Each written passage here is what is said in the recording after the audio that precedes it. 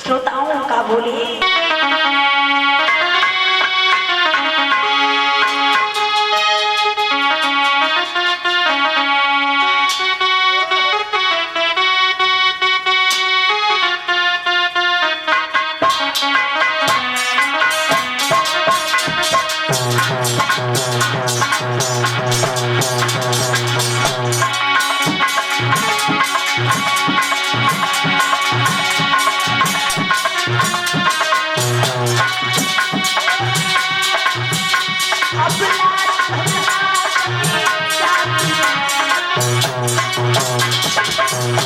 भगवान श्री राम कहने लगे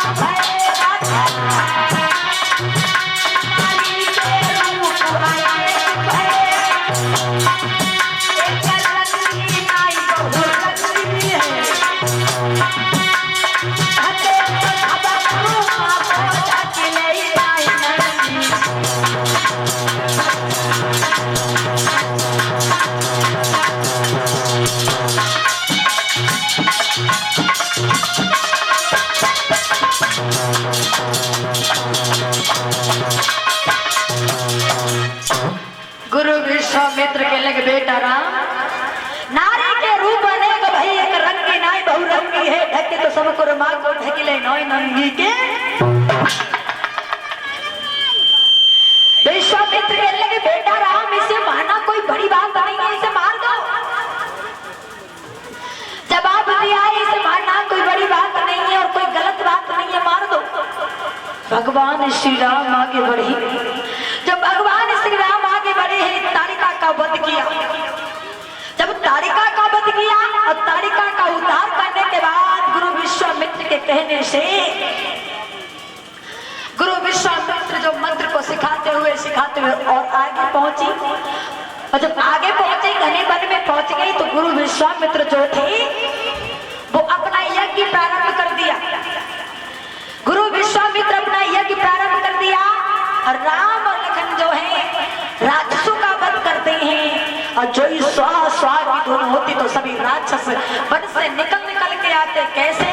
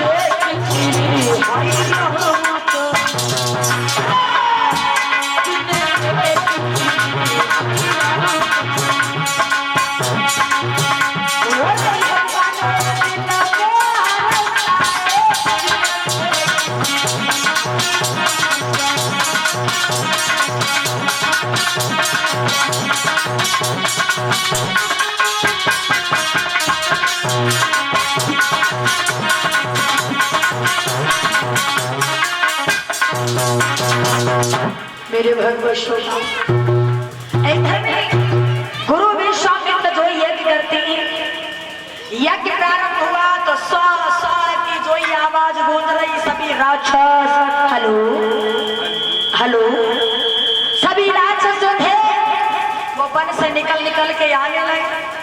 राम और लखन राक्षसों का संहार करने लगे, और राक्षसों का संहार करने लगे। मेरे भगवत श्रोता,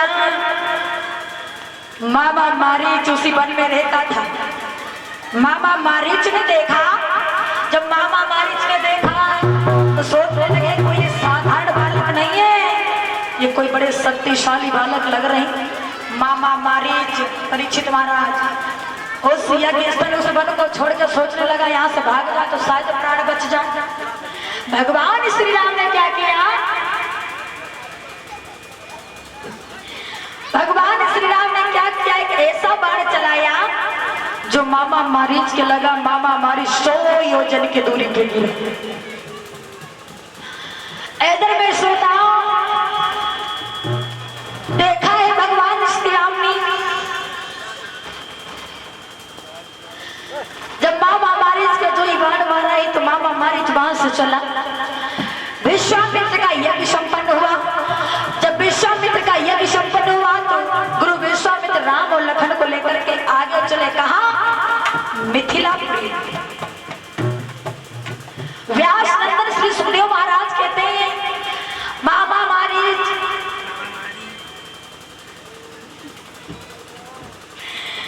इधर में चले गुरु विश्वामित्र राम और लखन को लेकर मिथिलापुरी में, जहां पे एक राजा हुए जिनका नाम था शीलध्वज।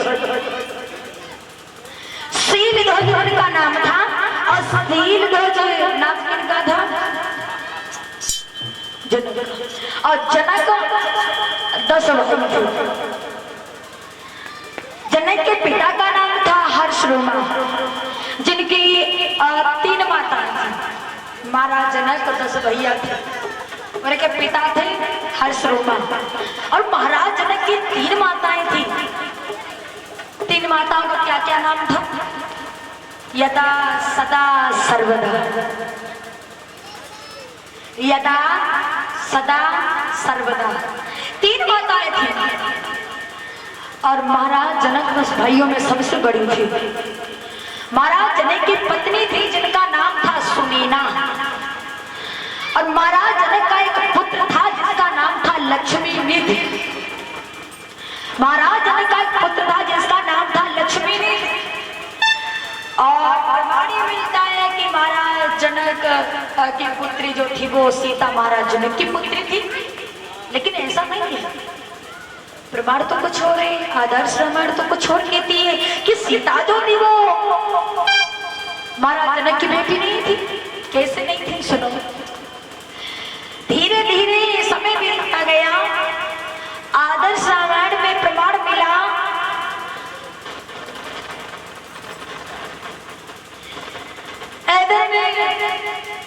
जो रावण था, लंका का रावण, वो क्या करता था, संत महात्माओं को सताया करता था। संत महात्माओं को जब सताया करता था तो संत महात्माओं के रक्त को निकाल लेता था और रक्त को एक घड़े में भर के अपने लंका में रखता था महलों। तो एक दिन क्या हुआ, रावण चला है तपस्या करने के लिए। परीक्षित महाराज एक दिन रावण तपस्या के लिए चला तो मंदोदरी के न जाने क्या दिमाग में आया। मंदोदरी उस घड़े के पास में गई, सोचने लगी देखे इसमें है क्या। जो उस घड़े के पास में गई श्रोताओं, तो तब मंदोदरी ने क्या किया, उस घड़े में जो रक्त था उस रक्त को उठाया और पान कर लिया, यानी पी लिया। प्रमाणी मिलता है मंदोदरी जो थी वो गर्भवती हो गई। पहले क्या होता था, परदानी लग जाता था, और जब इधर में मंदोदरी जब गर्भवती हो गई, अब मंदोदरी सोचने लगी बाप हम तो गर्भवती हैं, अगर हमारे पति जी आएंगे तो हमसे ये पूछेंगे हम तो यहाँ पे थे भी नहीं और ये सब क्या है, हम उन्हें क्या जवाब देंगे। मंदोदरी ने अपना गर्भ पाक किया और मिथिलापुरी में जाकर के गड़वा दिया, घड़े में पाक किया और मिथिलापुरी में गड़वा दिया। जब मिथिलापुरी में गड़वा दिया श्रोताओं, और मिथिलापुरी में काफी समय बीत गया, बरसों बीत गए, बरसात नहीं हुई थी, बरसों बीत गए, बरसात नहीं हुई थी। अब किसी ने महाराज जनक को ये बताया कि अगर महाराज जनक सोने का हाथ बनवा के इस मिथिलापुरी में चलाते हैं तो बरसात होगी। महाराज जनक ने क्या किया, सोने का हल बनवाया और मिथिलापुरी में चलाया, और हल चलाते समय हल की कुर्सी में जो वो घड़ा लगा तो महाराज जनक ने उस मिट्टी को हटवाया। समझ में आ रहा है परीक्षित महाराज, उस मिट्टी को हटवाया, उस घड़े को निकलवाया, तो घड़े को जब खोला तो उसमें कन्या निकली। जैसे ही कन्या निकली तो बरसात होने लगी। बताओ, जैसे ही कन्या निकली तो बरसात होने लगी।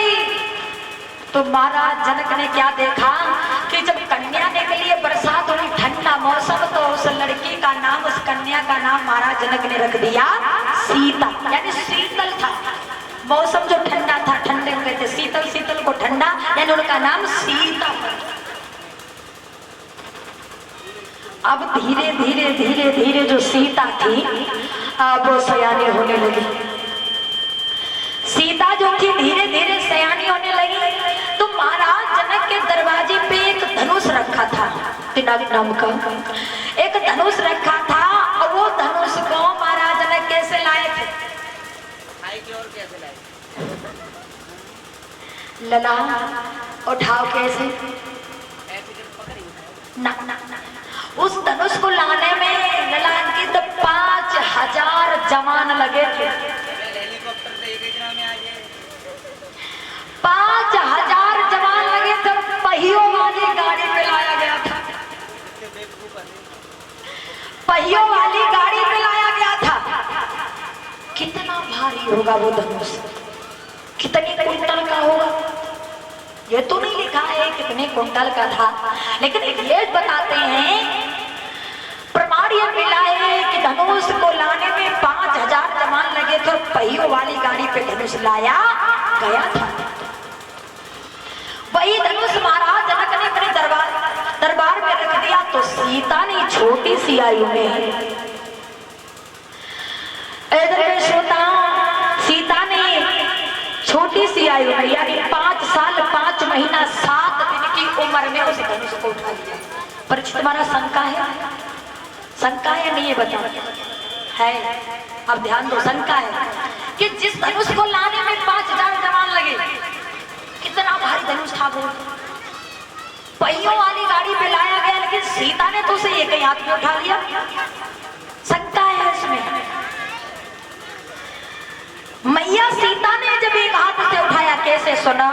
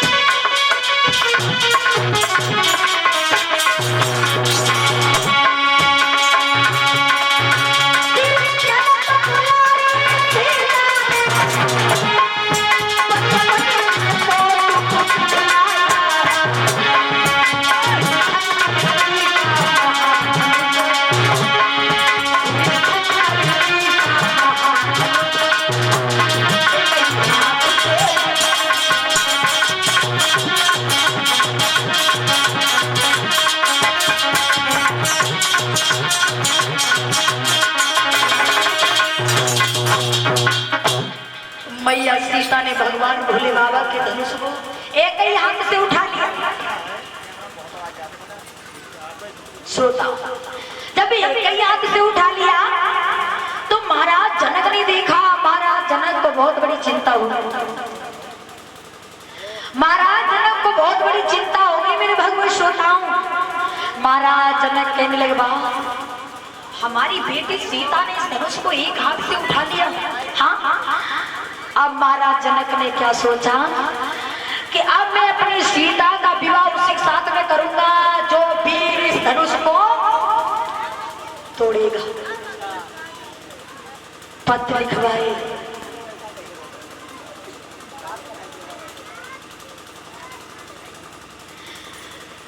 देश विदेशों में पत्र को भिजवा दिया। देश विदेशों में पत्र को भिजवा दिया और क्या लिख दिया कि जो भी वीर इस धनुष को तोड़ेगा मैं अपनी बेटी सीता का विवाह उसी के साथ में करूंगा। अब ये पत्र देश विदेश में बड़ी दूर दूर जाने लगा। सभी दूर दूर के राजा जो थे वो तैयार होने लगे, लेकिन शंका है महाराज परीक्षित ने बोले, अम्मा शंका है कौन सी? कि वो धनुष किस चीज का बना था? पीतल का था, लोहे का था, तांबे का था, स्टील का था, काहे का था? ये तो नहीं बताया मैंने अभी ना कि काहे का था। सुनो काहे का था, मैं बताती हूँ।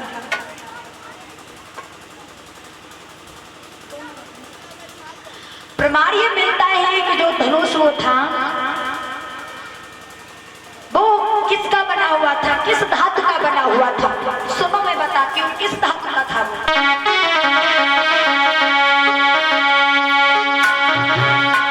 ये करदमुर्स की बेटी थी और त्रिमुनि की नारी।